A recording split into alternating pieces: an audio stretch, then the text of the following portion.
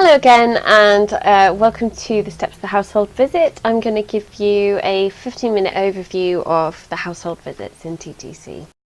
I just want to reflect again on the things that you looked at yesterday. So the process of behaviour change is a kind of journey that we're taking with the client.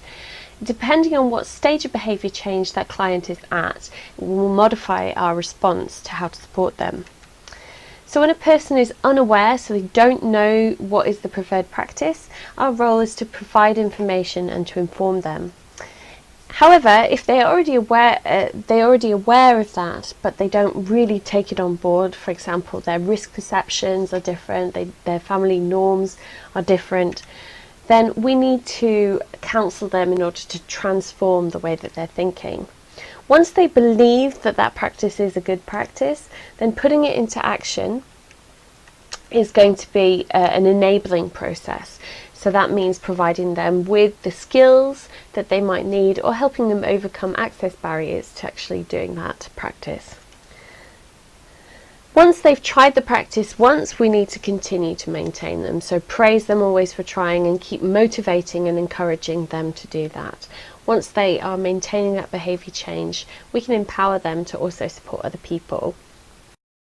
This is how I like to present my journey and what are the actions of the village health worker. So inform stage, knowledge and information. Transform change, it's stage, it's about changing perceptions and personalising that information to challenge their fears, cultures, beliefs and social norms that prevent them from practicing or from believing in that practice. Enabling, it's about doing demonstrations, supporting them to overcome financial barriers, for example. And then the motivation stage, encouragement, support, reminders, and of course follow-up is really, really important. The most common barriers to behaviour change that we have listed, of course there are many, many barriers, but these are the ones that we've included in TTC because they are the most frequent that emerge. First one is knowledge and skill, so a person doesn't know how to do something or they don't know that they should be doing something.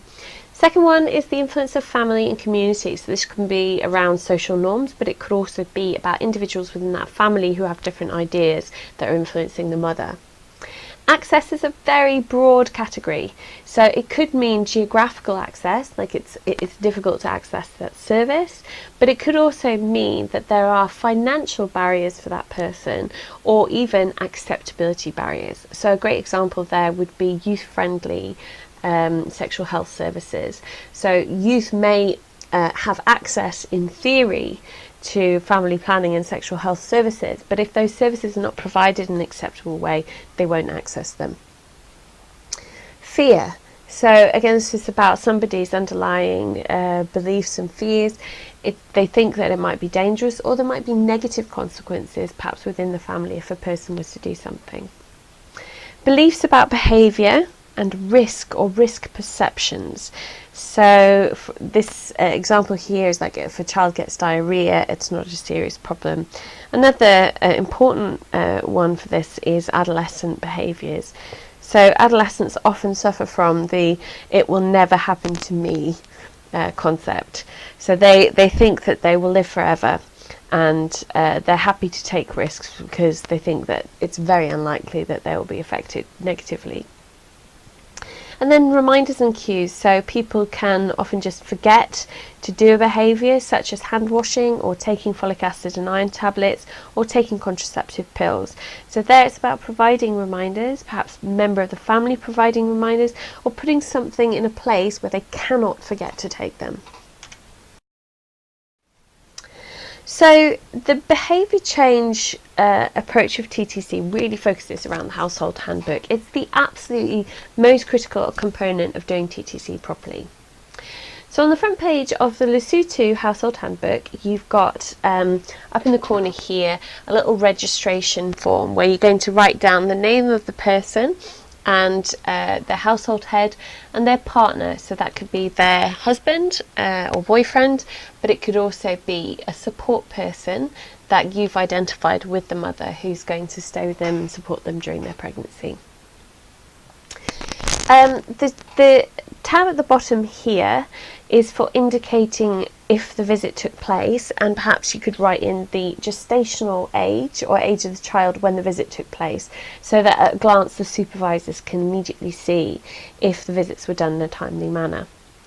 So these household handbooks should be distributed to all the target individuals, which includes pregnant mothers, mothers of children under the age of 2, plus any other primary caregiver of a child under the age of 2. So we're really targeting the orphans in particular, so make sure that during registration you do not miss out any child in this age range. The steps of the household visit are very consistent across all of the 12 visits. So we start with a pre-step looking at any concerns or problems or danger signs. Then we're going to review the previous household visit to see how the person got on with the actions we negotiated last time. We need to review those before we introduce any new ideas. Step 2 is telling the problem story and asking the guiding questions. Step 3, we will be presenting the positive story and guiding questions. And the positive story, it presents all of the technical information, so we will also need to summarise some of that stuff too. Step 4 should take the most amount of time. So this is the negotiation and dialogue step, where we use the household handbook to identify which actions they're currently doing, and any that they have not yet achieved, we then negotiate a solution that the family is happy with. Now, not all visits have step 5s, only some of them, and I'll come on to that in a minute. If you're thinking about how long is this going to take, we try to estimate around about 1 hour for each household visit, with the one exception probably being the first newborn visit, which could be a little bit longer.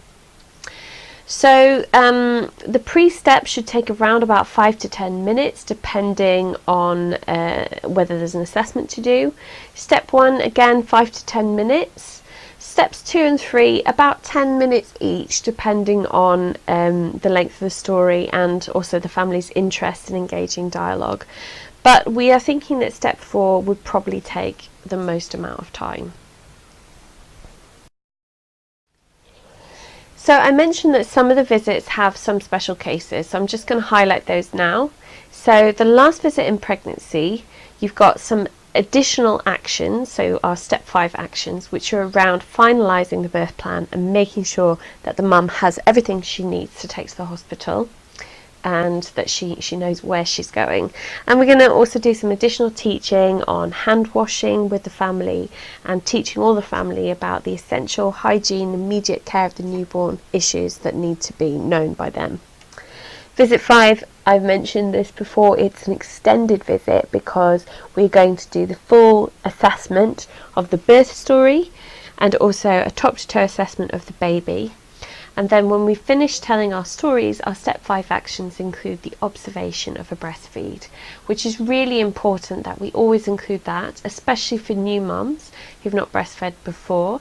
And we need to check the positioning and the attachment to anticipate and prevent any problems that might occur with breastfeeding. The follow-up visits don't have the storybook, so they should be a bit shorter. At the 5th month, we have got some different actions where we are teaching the mother and doing some demonstration of how to make enriched porridge, and also how to make water safe to drink. And then from the 8th month onwards, we're going to be adding in MUAC screening for the child.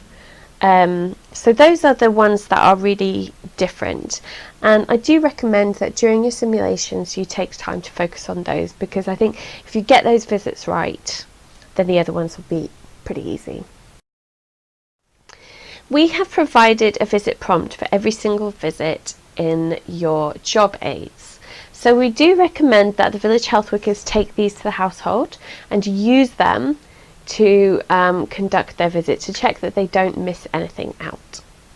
So this is visit 1. The the exceptional circumstance for visit 1 is just about registering the family for the first time and identifying who are the people who are going to partner or support the mother during the pregnancy. You write that on the front of the card, and then after that it should be the same people for each one. The topics of early pregnancy are danger signs and nutrition and home care and antenatal care. Visit 2 focuses on HIV. One thing that I'd like to add on that, in terms of hygiene practices, if the family do not have access to running water, then definitely we should make sure that they're prepared for hygienic hygiene facilities in the home during the first week of life. So that could mean preparing a large volume of clean water. Okay, first week of life, we've talked about this. So the first visit is an extended visit. We've got a much longer assessment phase, and then we're going to do an observation of breastfeeding. Visit 5B and 5C, which should take place on days 3 and 7. It is just about doing the assessment steps, including following up on observation of breastfeeding if there was difficulties last time. So 1 and 3 months. So at 1 month we're focusing on symptoms of disease in the children, so care seeking for fever and acute respiratory infection. And also we have some information about the routine clinic visits. For the additional actions, we do need to follow up at 1 month, particularly because there's an important 6-week visit, especially for the HIV positive mothers. We need to make sure that the child is going to go for the early HIV testing and that they are taking cotrimoxazole treatment. For 3 months, this focuses on maintaining breastfeeding and preventing diarrhea, but we have additional actions, which is continuing that support around breastfeeding and family planning, checking for immunisations, and this is where we're really going to add in that focus on counselling the family on care for child development. 5 months, we've got a focus on introducing complementary feeding and vitamin A supplementation at 6 months. So we will be preparing them for that and perhaps actually doing demonstrations on complementary feeding and supporting the family in care for child development. We will refer them for vitamin A supplementation at 6 months. From the 8th month onwards, the additional actions, we've got some of them are just the same, so continue to counsel on breastfeeding, check the child health card and make sure the vaccines are up to date, check what they're eating, if they've got iron and vitamin A rich foods and a balanced diet, care for child development. The only additional action we're adding in at the 8th month is the MUAC screening, because of course before 6 months the MUAC screen does not work for children. So we'll be assessing for malnutrition. From the 12th month, there's only one additional action here, which is making sure that we refer children for deworming tablets at 12 months. And then after that, so the visits at 18 and 24 months, they're pretty much consistent at that point. So those additional actions stay consistent across the lifespan. Okay, you can pause here if you like, and then we'll start again when we're ready to review the household steps. Okay, so we talked about entering the household for the first time. So this is the door knock. We want to see the village health worker greeting the family and just developing good relations, but also explaining the purpose of the visit and what topics are going to be discussed. You could also mention just roughly how much time you're going to take. Ensure that you get the basic first principles right. So firstly, who are all the people who are influential in decision making around health present in household visit. If there is a mother-in-law or grandmother and the husband or partner, make sure that we go and fetch them, or we can reschedule the visit for a time that is more convenient to capture those people. When? Is this still a convenient time? So we want to see the village health worker checking, is this still a good time? Do you have time now? Etc. where. Make sure that the visit is conducted in a place that is comfortable and private for the family. So perhaps not out on the doorstep where neighbours could be walking past, but inside where people are comfortable and private. Pre-step. We start by identifying and responding to any difficulties, and we do this because we do not want to get an hour through our household visit and then suddenly realise that the woman is not well. Firstly, we need to make that referral as soon as possible because these are remote, isolated communities, so we don't want to mess around with danger signs. Secondly, if the mother is not feeling well, she's really not going to be taking on the new information that you are talking to her about during the visit, so you need to reschedule. So when we do this, we are going to be asking very specific questions about the danger signs. However, when it comes to mental and emotional well-being, you need to ask sort of open-ended questions.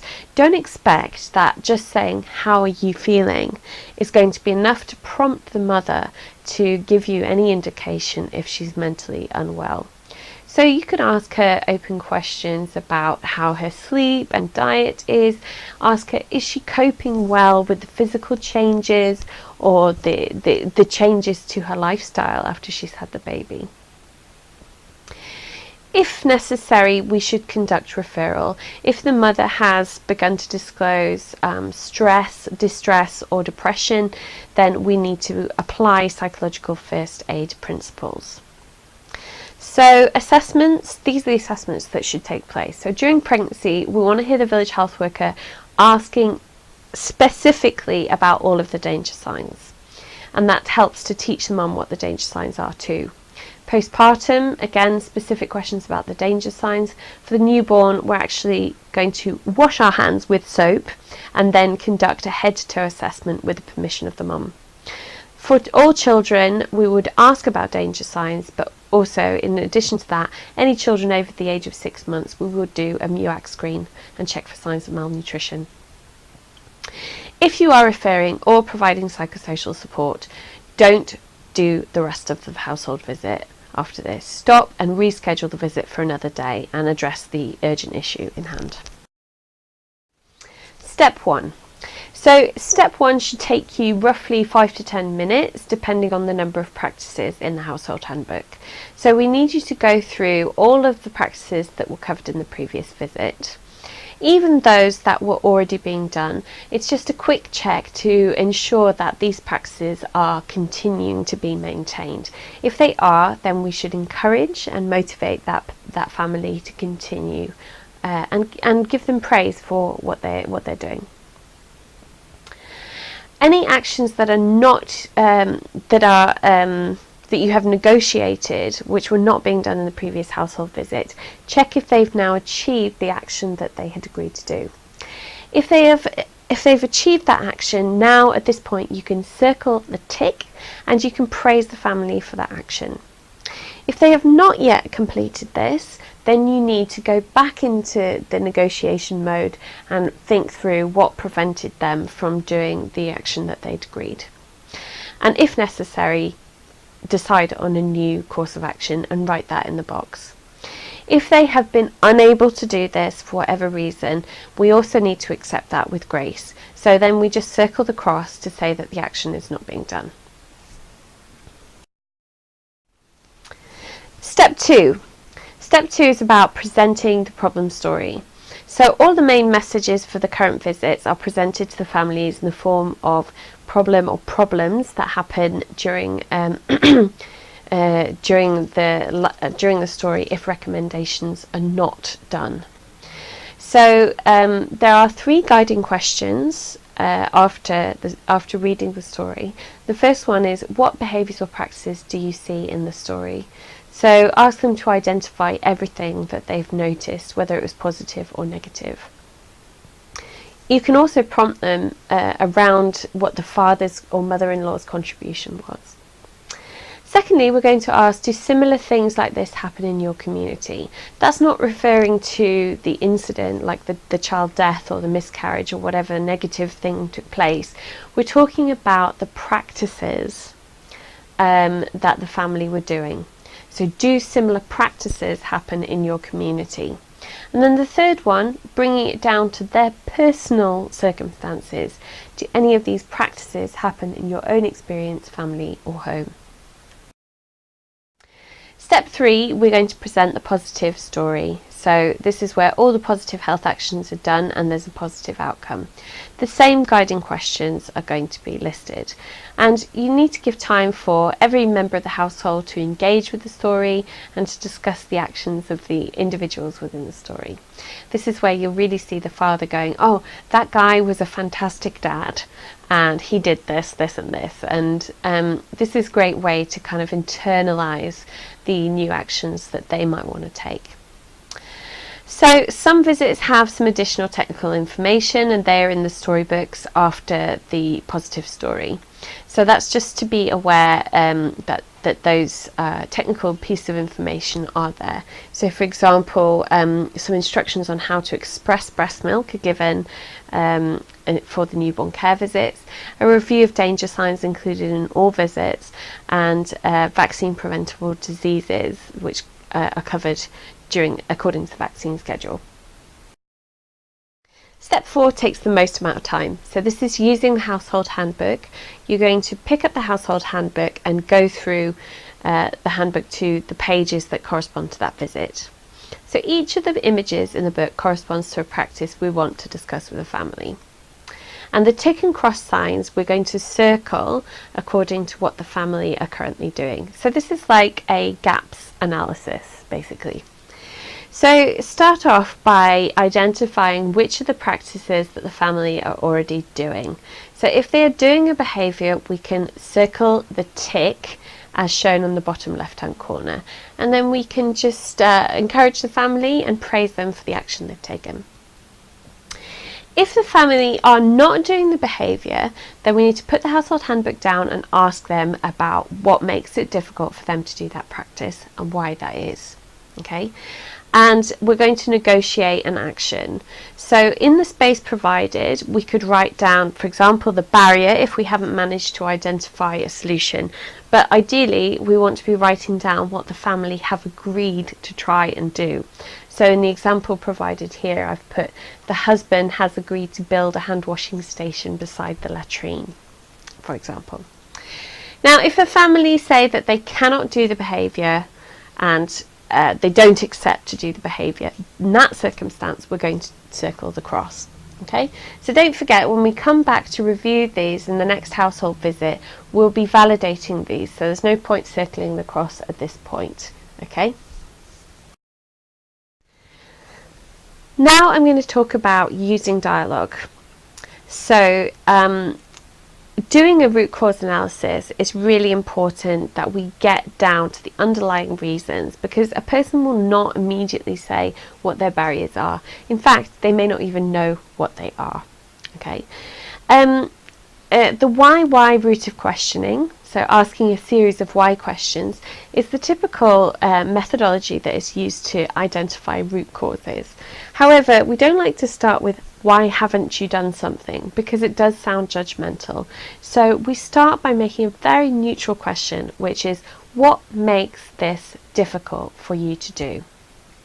And why do you think that is? And then we keep going until we get to the root. Okay, so by saying what makes it difficult, we are not blaming the person. We are not providing a judgment on what that person is doing. We are saying there is a barrier and the blame is assigned to the barrier, not to the individual. It's really important that we don't give unsolicited advice. So I like to visualize this as a mountain. So the person has a barrier to the health practice, and at the point of entry to the conversation, they are at this point. Now, what we need to do with that person is travel to a vantage point where we fully understand their circumstances, and then accompany them down the other side to where they can actually do that behaviour.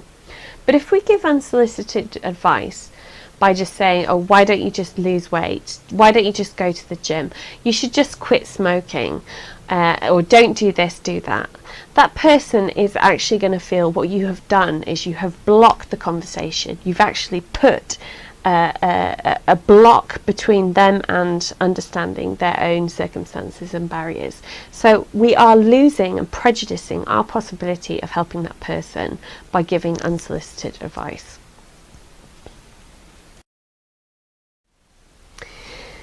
So what I really want you to take on board is the what, why, what, how route of questioning.